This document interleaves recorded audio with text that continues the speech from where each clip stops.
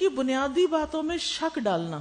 ابو ہریرہ رضی اللہ عنہ سے روایت ہے کہ نبی صلی اللہ علیہ وسلم نے فرمایا شیطان آتا ہے تم میں سے کسی ایک کے پاس، پھر کہتا ہے اس کو کس نے پیدا کیا، اس کو کس نے پیدا کیا، یہاں تک کہ وہ کہتا ہے تیرے رب کو کس نے پیدا کیا.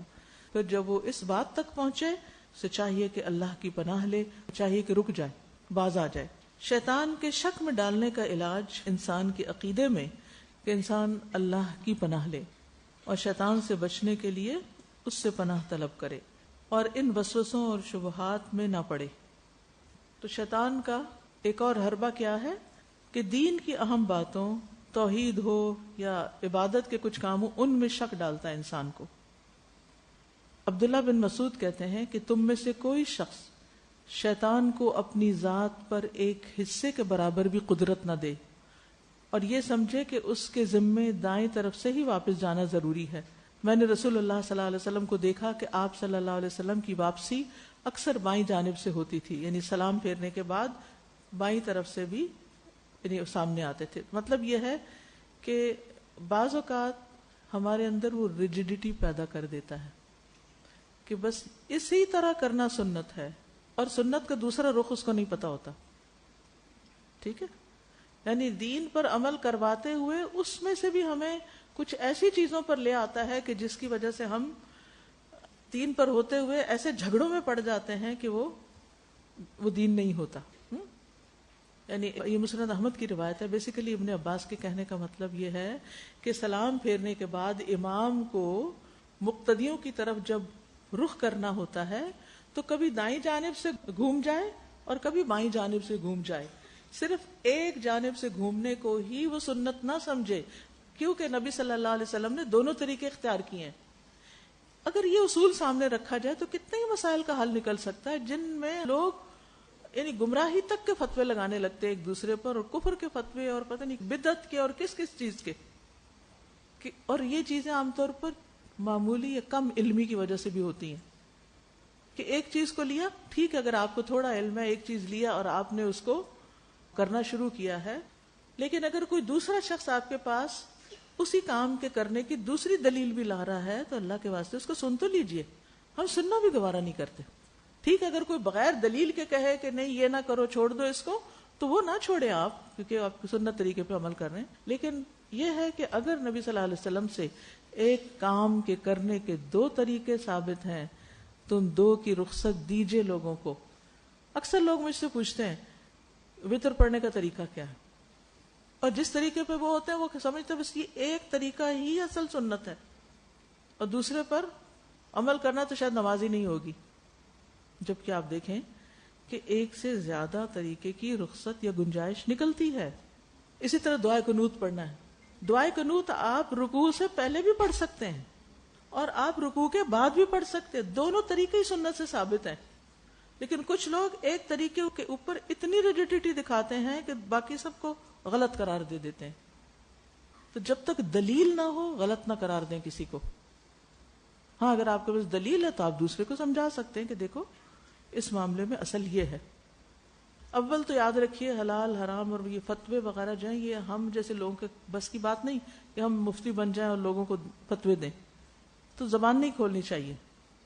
اور علم والوں کے اوپر ذمہ داری کیا ہے کہ وہ وسعت قلب سے کام لیں اور دین کے ایک بڑے مزاج کو دیکھیں کہ مقصد کیا ہے. یاد رکھیے شیطان ان راستوں سے بڑی آسانی سے آ جاتا ہے. اب مثلا آپ دیکھیے کوئی شخص نماز پڑھتا ہے یا نہیں تو کوئی جھگڑا نہیں کرتا، لیکن اگر کوئی نماز پڑھتا ہے اور رفع یدین کر لیتا ہے تو آپ دیکھیے اس کی کیسی شامت آتی ہے، اور جو نہیں کرتا پھر اس کی کیسی آ جاتی ہے جب کچھ کرنے لگتے ہیں. اسی بھی جھگڑنا شروع کر دیتے ہیں. کوئی اونچی آواز سے آمین کہہ دیتا ہے، کوئی نہیں کہتا، اس کے اوپر جھگڑے سارے شروع ہو جاتے ہیں. ان معاملات میں ہمیں بہت غور کرنے کی ضرورت ہے. کیا کسی مسلمان پر گمراہی کا الزام لگانا چھوٹی سی بات ہے؟ کسی کی عزت خراب کرنا چھوٹی سی بات ہے؟ کسی کے خلاف بغیر علم کے فتوے جاری کر کے پوری دنیا میں گھمانا یہ کوئی نیکی کا کام ہے بغیر جانے اس کو؟ اور کس بنا پر کہ وہ دلیل ہی کے ساتھ ایک اور طریقہ اختیار کیے ہوئے. یہ دین کی وسعت تھی جس کو آپ نے گمراہی کا نام قرار دے دیا اور دوسروں کو ذلیل کرنا شروع کر دیا. کبھی سنت درجے کی چیزوں کو ہم فرض قرار دینا شروع کر دیتے ہیں اور لوگوں کے اوپر سختی اور جبر کرتے ہیں، اور کبھی فرض سے غفلت کو، اور کبھی امر بالمعروف اور نہی عن المنکر نہیں کرتے. تو یہ بھی شیطان کی چالیں. پھر اسی طرح ایک اور روایت میں آتا ہے، ایک شخص نے نبی صلی اللہ علیہ وسلم کو مخاطب کر کے کہا، اے محمد، اے ہمارے سردار صلی اللہ علیہ وسلم، اے ہمارے سردار کے بیٹے، اے ہمارے بہترین، اے ہم میں سے بہترین کے بیٹے. یہ بہت زیادہ ایگزیجریشن کی. تو نبی صلی اللہ علیہ وسلم نے فرمایا، لوگوں تقوی کو اپنے اوپر لازم کر لو، شیطان تمہارے ہوش نہ گم کرنے پائے. میں صرف محمد بن عبداللہ ہوں، اللہ کا بندہ اور اس کا رسول ہوں. اللہ کی قسم مجھے یہ چیز پسند نہیں کہ تم مجھے میرے مرتبے سے بلند کرو جو اللہ نے میرے لیے رکھا ہے. اللہ نے مجھے عبداللہ و رسولہ کہا ہے، اللہ کا بندہ ہوں اور اس کا رسول ہوں، اور تم یہ کیا لقب اور خطاب دینے لگے ہو؟ آپ نے اس کو ناپسند کیا. اسی طرح بعض اوقات لوگ کوئی اچھا کام کرے تو اس کی تعریف میں زمین آسمان کے کلابے میں لانے لگتے ہیں، اس کو اس کی حد سے بڑھانے لگتے ہیں. تو ان چیزوں سے بھی پرہیز کرنے کی ضرورت ہے. اور جو چیز ہم میں نہیں اور کوئی تعریف کر رہا نا، اس پہ کبھی خوش نہ ہو، اس پہ استغفار کریں، اور ہو سکے تو اگلے کو روک دیں کہ میں اس قابل نہیں ہوں، مجھے میری حد سے نہ بڑھاؤ، کیونکہ شیطان یہاں سے بھی آتا ہے. میں کہتے ہیں نا، جب اس قسم کی کسی کی خوشامد کی جاتی ہے تو اس کی گردن توڑنے کے برابر، یعنی وہ اس انسان کو بیکار کر دیتی ہے وہ چیز. بعض اوقات وہ اپنے آپ کو کچھ سمجھنے لگتا ہے کہ میں تو بہت کچھ ہو گیا. مطرف کہتے ہیں اپنے والد سے روایت کرتے ہوئے، میں بنی عامر کے وفد میں رسول اللہ کی خدمت میں حاضر ہوا صلی اللہ علیہ وسلم. لوگوں نے حضور سے عرض کیا، آپ ہمارے آقا ہیں. آپ نے فرمایا، آقا تو اللہ ہے. لوگوں نے کہا، آپ ہم میں افضل ہیں، سب سے بڑا مرتبہ رکھتے ہیں.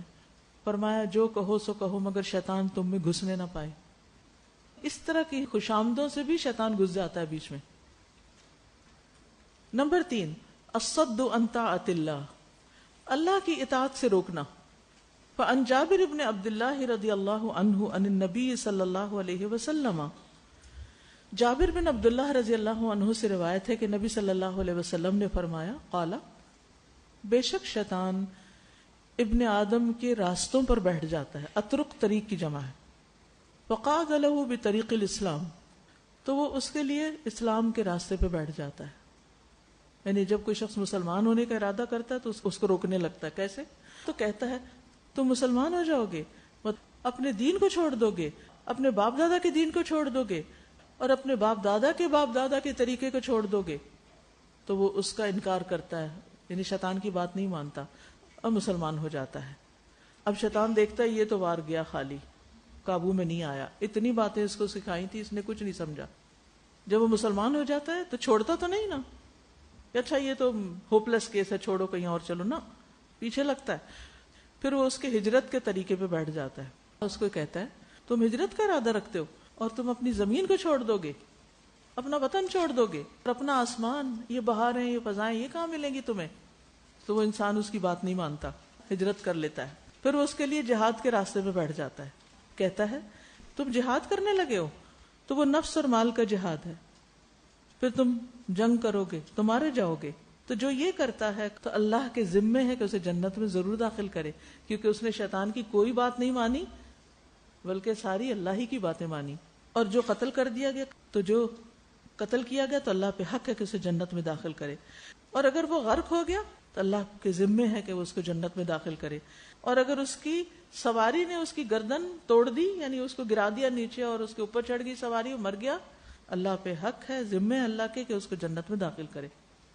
یعنی جس نے شیطان کی کوئی بات نہیں مانی اور وہ کیا جو کرنا چاہیے تھا، اب وہ کسی بھی راستے سے مرتا ہے تو جنت میں جانے کا حقدار ہے، خواہ میدان جنگ میں مرے، خواہ وہ راستے میں مرے، خواہ وہ غرق ہو کے، ڈوب کے، کسی بھی طرح، کیونکہ وہ سیدھے راستے پر ہے. تو ایک انسان جو اللہ کے راستے پہ چلتا چلا جاتا اور شیطان کی کوئی بات نہیں مانتا، تو اللہ سبحانہ وتعالی اپنے ذمے لے لیتے ہیں کہ اس کو اب جہنم میں نہیں ڈالنا، جنت ہی میں ڈالنا ہے. مسند احمد کی ایک روایت میں آتا ہے، عبداللہ بن مسعود سے مروی ہے کہ ایک مرتبہ نبی صلی اللہ علیہ وسلم نے ہمارے سامنے ایک لکیر کھینچی. فرمایا یہ اللہ کا راستہ ہے. پھر اس کے دائیں بائیں کچھ اور لکیریں کھینچی، یعنی ایک ورٹیکل تھی اور پھر ہاریزونٹل. اور فرمایا یہ مختلف راستے ہیں جن میں سے ہر راستے پہ شیطان بیٹھا ہوا ہے. کراس روڈز پہ کیا ہے؟ بیچ میں شیطان بیٹھا ہوا ہے اور ان راستوں پر چلنے کی دعوت دے رہا ہے. وہ کہتا ہے ادھر آ جاؤ، ادھر آ جاؤ، دائیں آ جاؤ، بائیں آ جاؤ. اس کے بعد نبی صلی اللہ علیہ وسلم نے یہ آیت تلاوت فرمائی، ان ھذا صراطی مستقیما فاتبعوہ ولا تتبعوا السبل فتفرق بکم عن سبیلہ. یہ میرا سیدھا راستہ ہے، اسی کی اتباع کرو، اس کی پیروی کرو، اور مختلف راستوں کی پیروی نہ کرو ورنہ وہ تمہیں اس کے راستے سے جدا کر دیں گے، پھیر دیں گے، ہٹا دیں گے. یعنی یہ میرا سیدھا راستہ ہے، اس پہ چلو. یعنی وہ سیدھی لکیر جو کھینچی تھی بس سیدھے چلتے جاؤ، ادھر ادھر نہیں ہونا ورنہ تم اللہ کے راستے سے بھٹک جاؤ گے.